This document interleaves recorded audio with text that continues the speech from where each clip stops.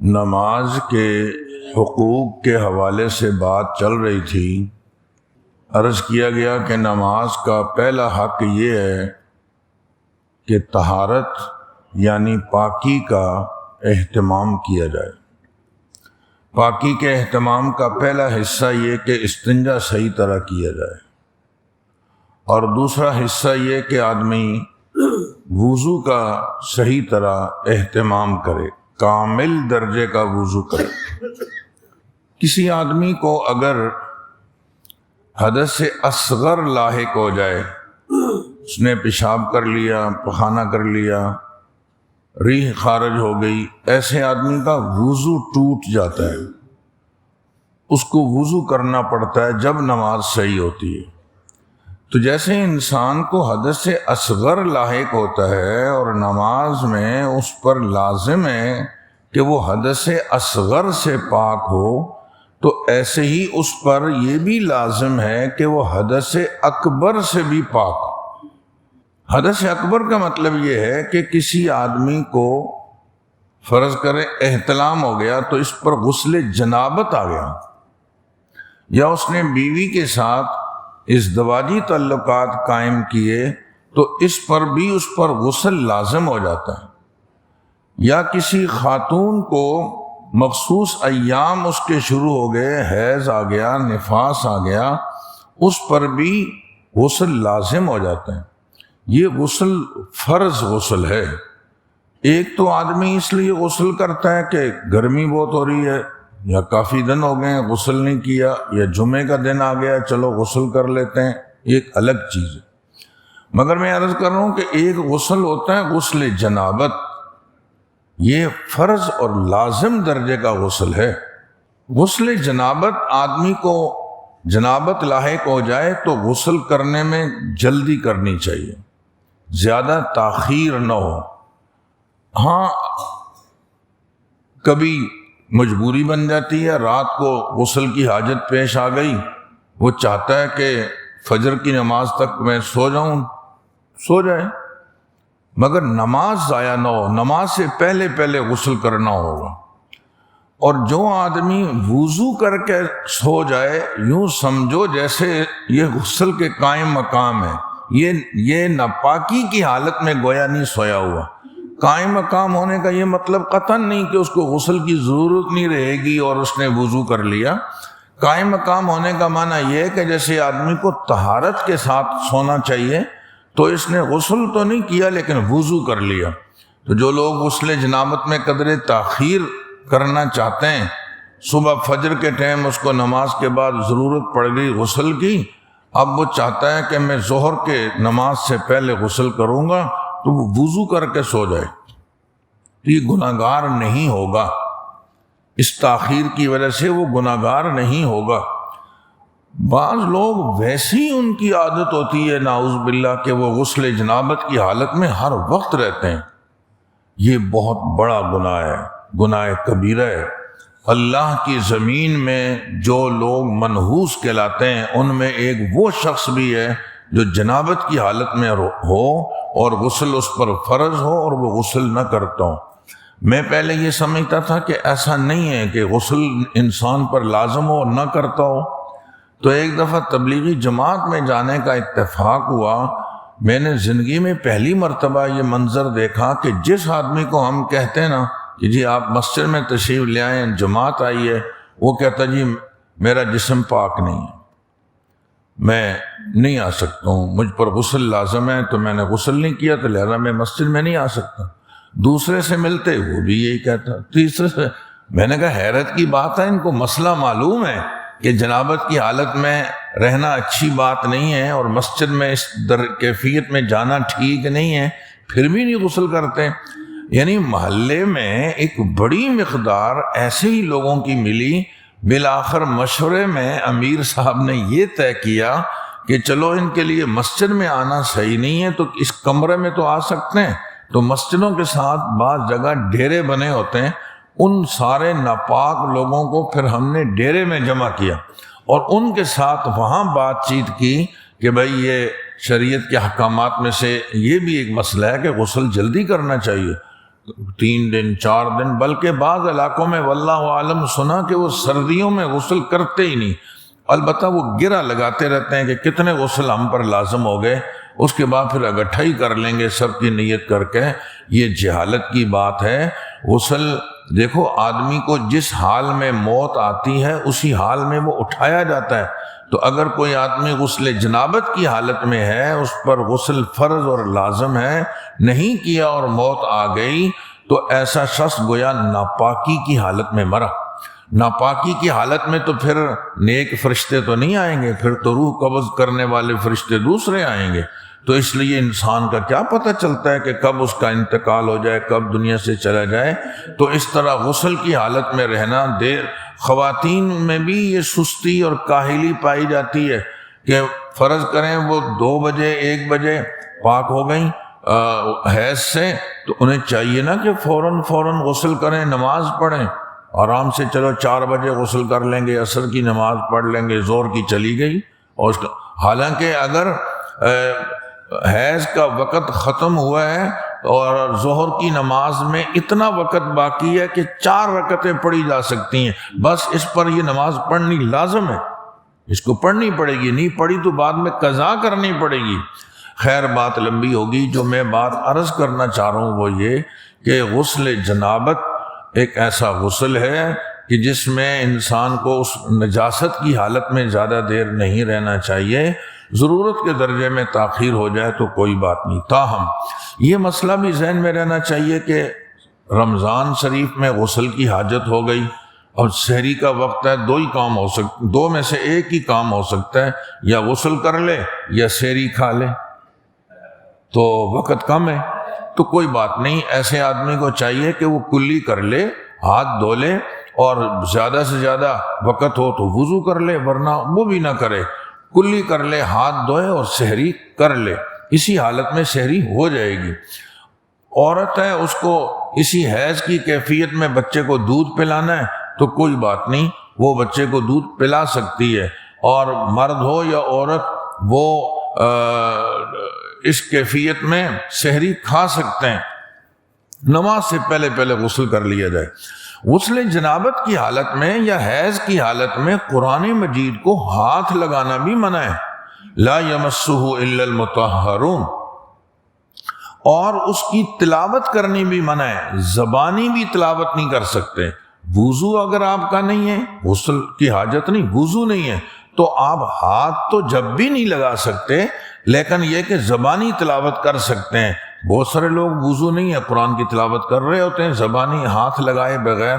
مگر میں عرض کر رہا ہوں کہ جسے غسل جنابت کی حاجت ہو، یا جو عورت حیض اور نفاس کی حالت میں ہو، تو ایسی عورت کو اور ایسے مرد کو ہاتھ بھی لگانا منع ہے اور زبانی بھی تلاوت کرنی منع ہے۔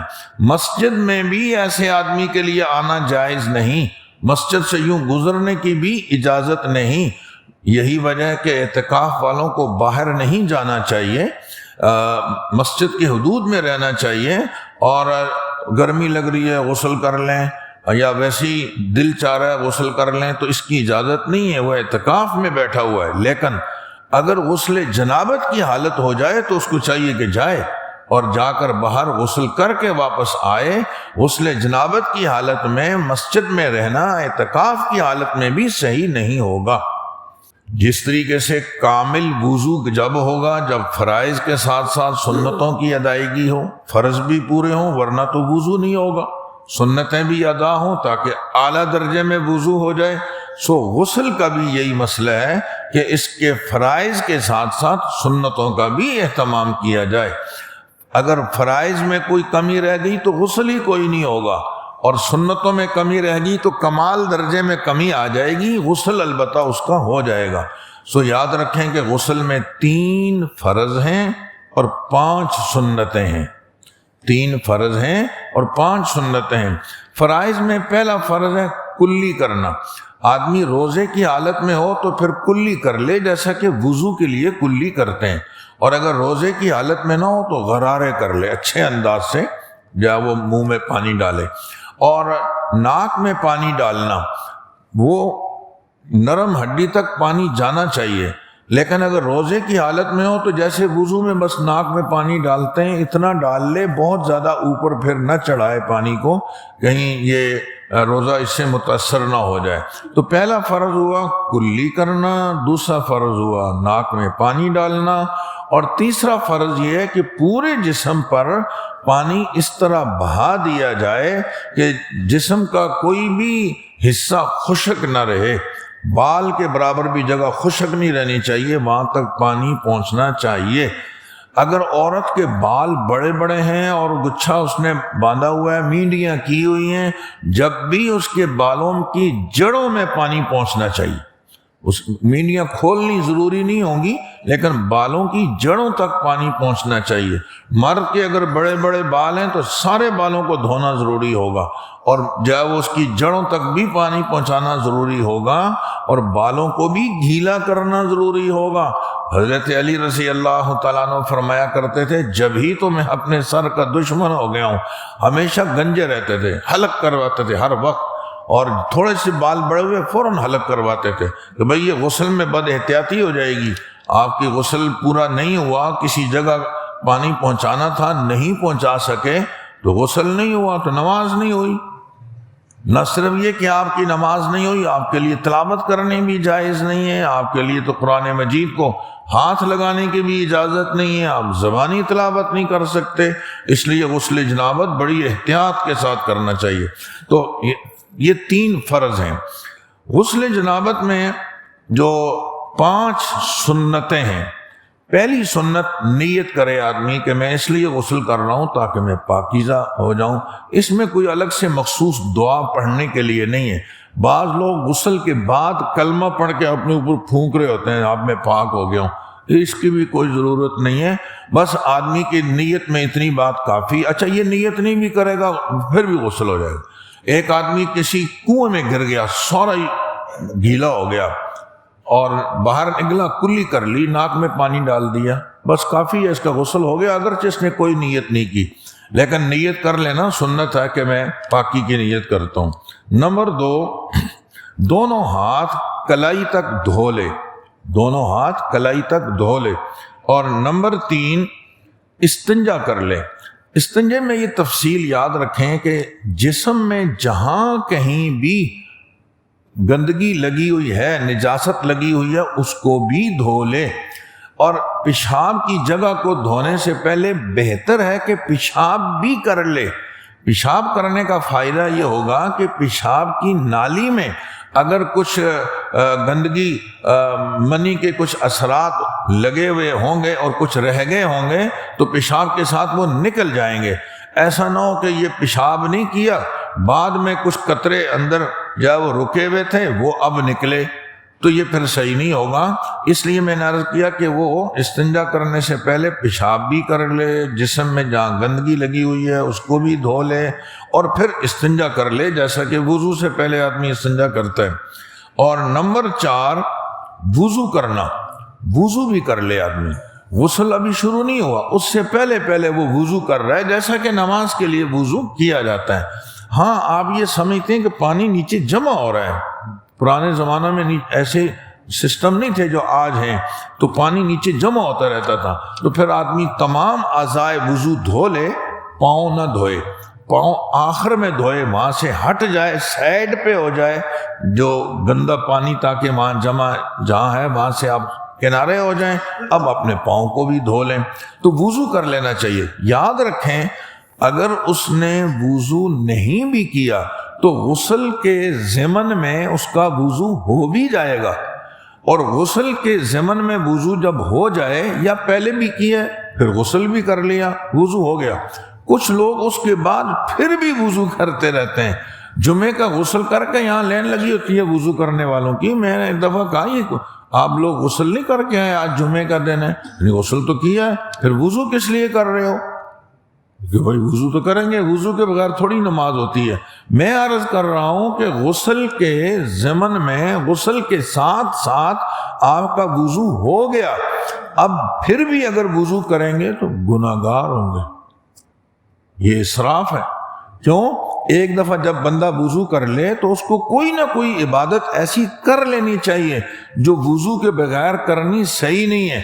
تلاوت کر لی، 2 رکعت نماز پڑھ لی، پھر اگر آپ نے وضو کیا تو پھر تو کچھ سمجھ میں آتا ہے کہ یار چلو پہلے وضو سے کوئی عبادت کر چکا ہے، اب وضو کے اوپر وضو کر رہا ہے۔ لیکن جب آپ نے پہلے وضو سے کوئی عبادت کی نہیں اور آپ آ کر وضو کرنے لگ گئے، جبکہ ابھی آپ نے غسل کیا ہے، اس کے ضمن میں وضو تو ہو چکا، تو اس لیے غسل کے ضمن میں غسل کے ساتھ ساتھ وضو ہو جاتا ہے، اس کے بعد مستقل وضو کی ضرورت نہیں۔ اسی وضو سے جو غسل کے ساتھ ہو چکا ہے اور آپ کو طہارت حاصل ہو چکی ہے، آپ نماز پڑھیے، آپ تلاوت کیجئے، اس میں کوئی مذائقے کی بات نہیں ہے۔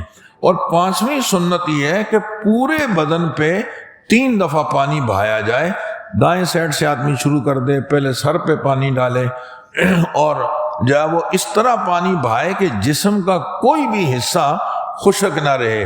آدمی گرمی حاصل کرنے کے لیے 3 مرتبہ سے گرمی بہت ہے تو وہ چاہتا ہے کہ ٹھنڈک حاصل کرنے کے لیے پانی میں زیادہ ڈالوں، تو اس کی گنجائش موجود ہے۔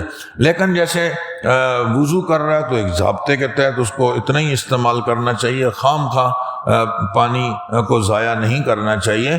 غسل میں بھی وہ چاہتا ہے کہ سنت کے مطابق غسل ہو جائے، پانی کی قلت ہے تو وہ اسی درجے میں 3 دفعہ پانی بہا لے پورے جسم پر اور اچھی طرح رگڑ بھی لے تاکہ کوئی جگہ اس کی خشک نہ رہے۔ خلاصہ یہ کہ میں نے آج کی مجلس میں آپ کے سامنے غسل کے 3 فرض بتلائے: کلی کرنا، ناک میں پانی ڈالنا اور پورے جسم پر پانی بہانا، اور 5 سنتیں عرض کی: نیت کرنا، دونوں ہاتھ کلائیوں تک دھونا، استنجا کرنا اور وضو کرنا، اور نمبر 5 تمام جسم پر 3 مرتبہ پانی بہانا۔ اللہ تعالیٰ ہمیں عمل کی توفیق نصیب فرمائے۔